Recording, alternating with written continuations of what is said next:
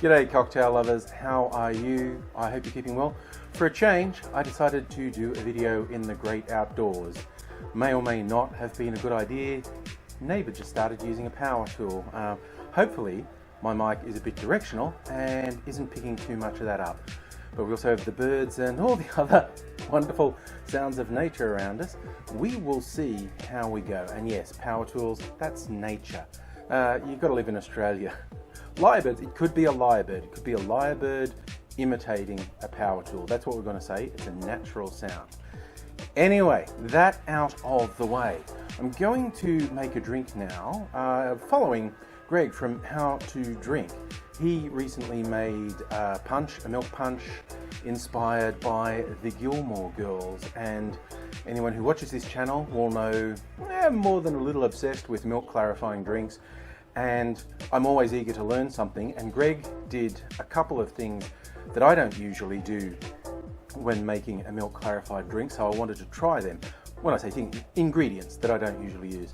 And also, dare I say it, I think I can fix up a minor issue that he had with the drink he made. So this is, I'm freeforming a bit because one of the things I have to change is a key ingredient. Greg used a drink called Batavia Arrack, and you just can't get that in Australia. I don't know why. I've tried so many websites, can't get it, and I really don't trust ordering anything from overseas. So yeah, I just can't get it, which makes no sense because it comes from this part of the world, the South Pacific.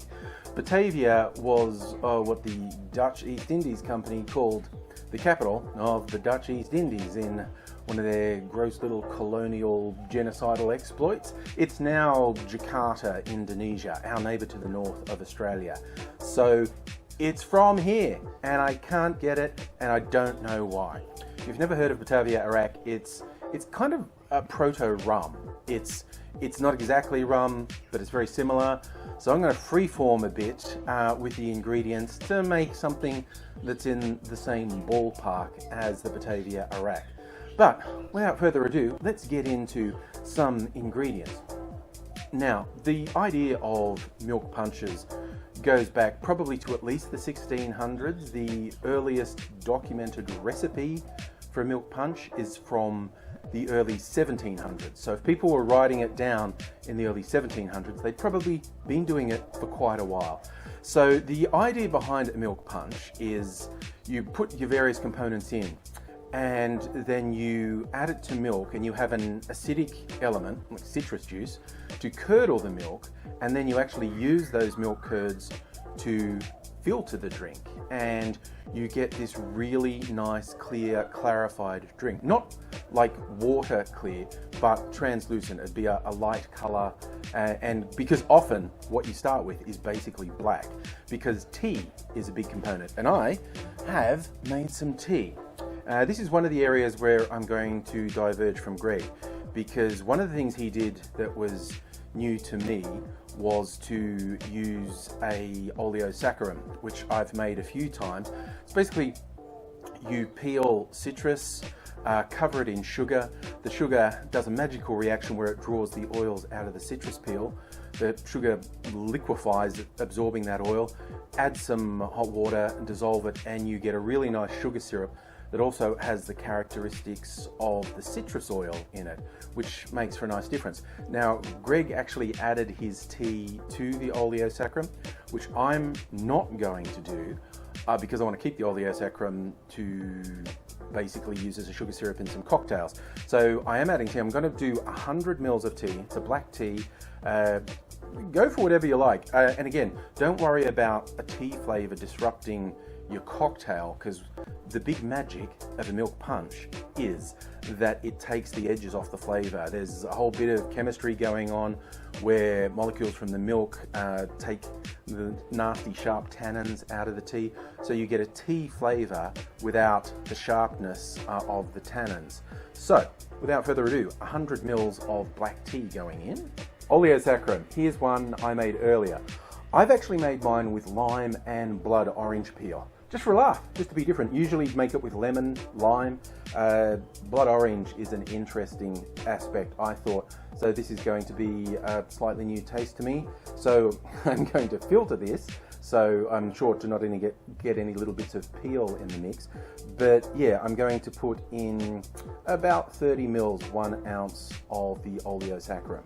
Now we come to one of the elements that Greg did that I've never done before, adding port to the punch. And I like a bit of port. I've never thought of putting it in the milk punch before. So I'm looking forward to the flavors this brings. I'm going to put 4 ounces. So we're going with 120 mils of port. As I said, I'm having to improvise because I can't get Batavia Arrack. It's a Proto rum, so why not just go with rum? I'm going with one that's got a bit of character. Flor de Cana, 7-year-old, a little bit funky, got some interesting flavors that should go well in the punch. Now I'm going to put 3 ounces of the rum in this, but that isn't all. To capture a little bit of the spirit of the old world Batavia Arrack, I'm going to add some Velvet Falernum, which is essentially a rum liqueur made in Barbados. They call it the taste of Barbados, with a lot of spices in there, and it's very syrupy. It's a very nice liqueur, and it's going to add a bit of character. And I'm just putting 1 ounce of Velvet Falernum in. A very important element at this point is the citrus, the acid content. This is what's going to curdle the milk. There's some acidity in the tea that would help the process, but to be sure you get the curdle happening good and proper, don't rely on the alcohol or the tea, put some citrus in. I'm going to put 3 ounces of lemon juice in here. There we have our tea and alcohol punch, but now we have to add it to milk. Now when you're doing this part, the ratio of drink to milk should be about 4:1. So keep track of what you've been putting in. And in this case, I've got about 100 mils of milk. I'm just going to add this to the milk, and most people say it's important you do it this way. It affects the curdling process. And yep, you see it curdling pretty much straight away. This is the first waiting period. I'm going to leave this for 15-30 minutes to make sure the curds are nicely formed, because they are very important to our clarification. And we're going to go to, I don't know, what's this look like? Caramel milk? A milky coffee? It's going to look like something very different when we're finished. Time has passed, our punch has well and truly curdled. That normally sounds like a bad thing, doesn't it? Oh, the drink's curdled, but it's what we want. Neighbours stopped the power tool, but particularly noisy birds seem to have gathered around me. That's nature. I'm pretty impressed that one did it right on cue. Now, the final important stage is the clarifying, the filtration. Here's where I think I can help out with a problem Greg had. Greg filtered his punch through a nut milk bag. And a nut milk bag will work. I have nut milk bags. Yes, if I keep saying it, maybe it'll sound less ridiculous and innuendo-ish. Maybe it'll sound more like an innuendo if I keep referring to nut milk bags. But nut milk bags are a very fine fabric, and they will filter the curds out of the drink, but you will have to put it through multiple times to get a good, clear result. And what I've learned from experience, because I have experimented with nut milk bags, is the nut milk bags won't clarify as much as, for instance, good old coffee filters will. A paper coffee filter in a funnel will clarify the drink much more. You'll end up with a drink that's a much lighter color, which I think is more interesting as well. Generally speaking, you will have to put it through more than once, so this can be quite time consuming. Depending on the volume you've made, you could have several hours ahead of you doing this. Now, I've actually made enough for several drinks. This isn't for a single drink. So those volumes I was using, if you want to scale it down, just keep the ratios in balance, essentially. But I figured if I'm going to all this trouble, I'll make a batch big enough to make a couple of drinks out of, because if I'm dedicating a few hours of my life to make this, I want it to be worth it down the line. So yeah, as I said, this will take a couple of hours. I will put it through twice. You see what it looks like now. Come back a bit later and see what it looks like then. Clarification's all done, and we have our end product. remember what we started with? At rather dark brown, and then when we added to the milk, it just looked like a milky coffee, and it's come through this brilliant clear yellow. Yes, okay, it could be mistaken for a urine sample, I get that. A lot of the drinks, and I have done quite a lot of milk punches, milk clarification, a lot of them do come out some shade of yellow, somewhere from yellow to amber. But if there are some strong colours in what you put in, that can change it. If something starts off brown, or even very dark brown, it's going to usually come out yellow amber.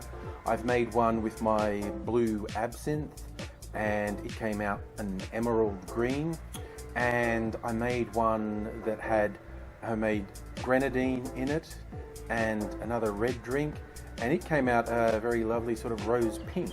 But yeah, get used to having drinks that look like urine samples. And what does it taste like, you ask? Well, thank you. I was saving this up for a date with Mrs. Angry to impress her with my work. But for you, I'll have a taste. It's oh.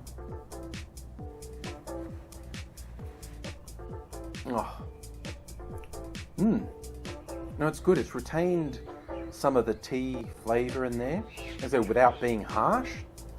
It's got sweetness from its various drinks.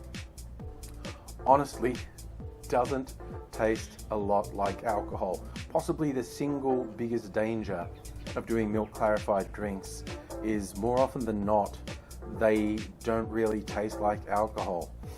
Yet they have alcohol in them, sometimes quite a lot, depending how you make them. So be a bit careful with that one, but it's well worth spending the time. Like I said, if you want a really clear result, I would use coffee filters. It's the easiest way. It's less hassle than using cheesecloth or a nut milk bag, although basically any fine filter will work to at least some extent, and if you put it through multiple times, you'll get a better end result. And so this is my version of the Founder's Punch from, what was it again? The Gilmore Girls. So thanks for the inspiration, Greg, from How to Drink. Made something a bit different for me. It's got its own unique taste. And yeah, I hope that maybe I helped you with some thoughts on how to get such a clarified end result. But before I go, some notes on reuse and sustainability. This is the peel from my oleo sacrum. Now, an obvious thing is to throw that out. I'm done with it. But it's candied peel. You could use it to make desserts or other sweet treats. It could be garnishes for cocktails. Or, and this is what I'm going to do with it, put it in a spirit, and that will absorb the flavour, the citrus oil flavour. And if it's a white spirit, it will absorb the colour too, to make it a bit more interesting. And I've done this with vodka, gin, white rum, silver tequila, and it just adds another dimension because it's got that oily quality, and also it's going to sweeten it a little bit because these are sweetened. And in fact, even the curds from the milk clarification, you get the curds left behind. You give them a taste. They basically taste like flavoured cream cheese, and they're going to be the flavour of whatever you put through them. And Mrs. Angry uses both these peel and the curds in desserts. You know, something simple like a bread and butter pudding or a rice pudding, but it's something that's full of flavour. Yeah, you could throw it out, but why waste it? You get a great drink and a secondary product that you can reuse in a treat for later on. So that's just my little word. Reuse. Recycle. Well, yeah, it's recycling, I guess, and getting a second use out of things and making everything a bit more sustainable. I got a lot of these ideas from a website called TrashTikiSucks.com, a group who call themselves Trash Tiki. They've got a bit of an attitude. They have a good recipe for citrus oleo and some other ideas for reusing peel and rind. One they call Stews, which is a combination citrus stock and juice. And they have all sorts of ideas about how bars should be more sustainable. A lot of that translates to the home bar. So if you want some interesting reading, definitely recommend the folks from Trash Tiki. They have some very good ideas in there. And that's it for this video. I hope you enjoyed it, and I hope you come back later. If you're not already subscribed, It'd be great if you did subscribe, even hit the notification bell so you know when I upload a video. And by all means, if you have any suggestions or questions, things you'd like me to do in a later video, let me know via the comments. Always keen to hear from people out there what works for you, what you want to see done, and I hope to see you again soon. But for now, I'll say cheers.